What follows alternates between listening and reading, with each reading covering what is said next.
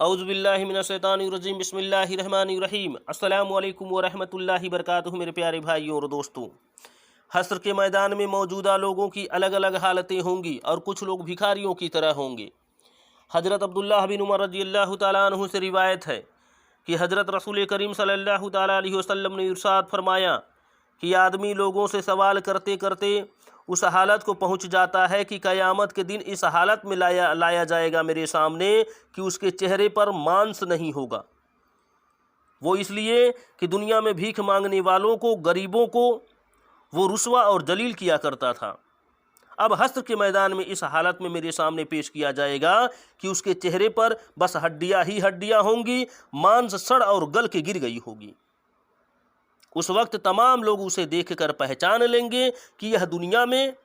غریبوں اور مسکینوں کا حق کھاتا تھا، حق مار لیتا تھا اور انہیں ذلیل اور رسوا کیا کرتا تھا۔ اب آخرت میں اس کی باری ہے، اب آخرت میں اس کو ذلیل اور رسوا کیا جائے گا۔ حضرت سعد بن عبادہ رضی اللہ تعالیٰ عنہ سے روایت ہے کہ حضرت رسول کریم صلی اللہ تعالیٰ علیہ وسلم نے ارشاد فرمایا کہ جس شخص نے قرآن شریف پڑھا اور پھر اسے غفلت اور سستی کی وجہ سے بھلا دیا، وہ اللہ سے اس حالت میں ملاقات کرے گا کہ عزم ہوگا۔ عزم یعنی وہ کوڑھی ہوگا، اس کے ہاتھ اور انگلیاں گری ہوئی ہوں گی، سڑی ہوئی ہوں گی۔ اور کچھ بزرگوں کا اس پر کہنا ہے کہ عزم کا مطلب یہ ہے کہ اس کے دانت گرے ہوئے ہوں گے۔ آخری مطلب ہی زیادہ مناسب معلوم ہوتا ہے، کیونکہ قرآن شریف پڑھتے رہنے سے یاد رہتا ہے اور پڑھتے رہنا زبان اور دانتوں کا عمل ہے، اس لیے اس کی سزا دانتوں کو ہی مناسب ہے۔ ایک حدیث شریف میں ہے کہ پیارے نبی صلی اللہ علیہ وآلہ وسلم نے ارشاد فرمایا کہ مجھ پر میری امت کے گناہ پیش کیے گئے تو میں نے کوئی گناہ اس گناہ سے بڑھ کر نہیں دیکھا کہ کسی کو قرآن کی کوئی سورہ یا آیت یاد ہو اور پھر وہ بھول جائے۔ یہ بہت بڑی گناہ ہے میرے بھائیوں۔ حضرت عبداللہ بن عمر رضی اللہ تعالیٰ عنہ سے روایت ہے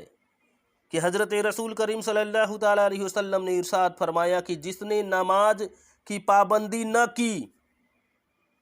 اس کے لیے نماز حشر میں نہ نور ہوگی، نہ دلیل ہوگی، نہ نجات کا سامان ہوگی۔ قیامت کے دن اس کا حشر فرعون، قارون، حامان اور ابی بن خلف کے ساتھ کیا جائے گا۔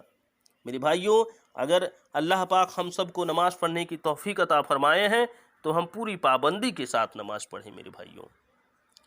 حضرت عبداللہ بن عباس رضی اللہ تعالیٰ عنہ سے روایت ہے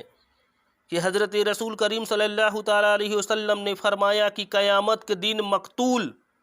اپنے قاتل کو پکڑ کر اس طرح لائے گا اللہ کے سامنے کہ قاتل کا ماتھا اور اس کا سر مقتول کے ہاتھ میں ہوگا، یعنی مرنے والے کے ہاتھ میں ہوگا، اور مقتول کی گردن کی نسوں سے خون بہہ رہا ہوگا۔ وہ اللہ کے دربار میں عرض کرے گا کہ یا رب، دنیا میں اس نے مجھے قتل کیا تھا، اب مجھے انصاف چاہیے۔ تو اللہ پاک انصاف کریں گے، اسے عرش کے قریب لایا جائے گا۔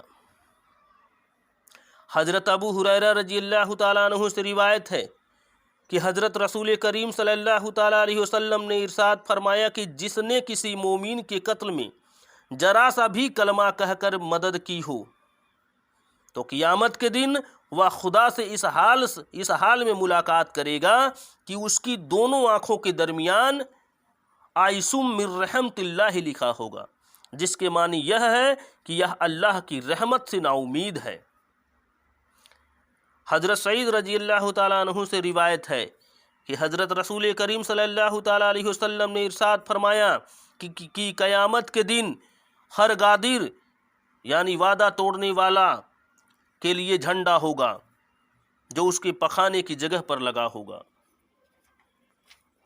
دوسری روایت میں ہے کہ حضرت صلی اللہ تعالیٰ علیہ وسلم نے ارشاد فرمایا کہ جس کا وعدہ توڑا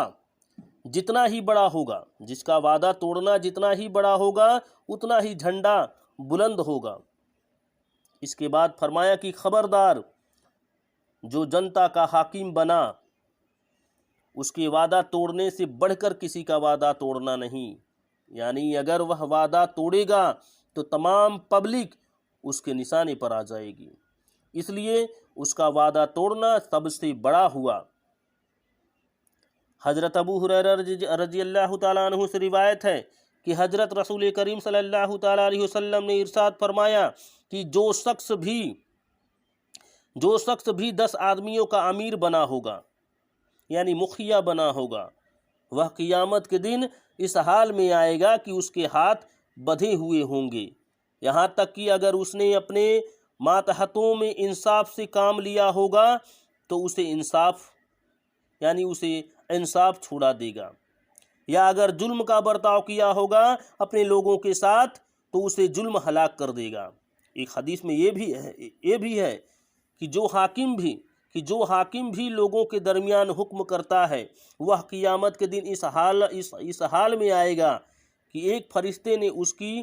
گدی پکڑ رکھی ہوگی، وہ فرشتہ اس کو لا کر کھڑا کر دے گا اور پھر اپنا سر آسمان کی طرف اٹھا کر اللہ کے حکم کا انتظار کرے گا۔ سو اگر اللہ تعالیٰ حکم فرمائیں گے کہ اس کو گرا دے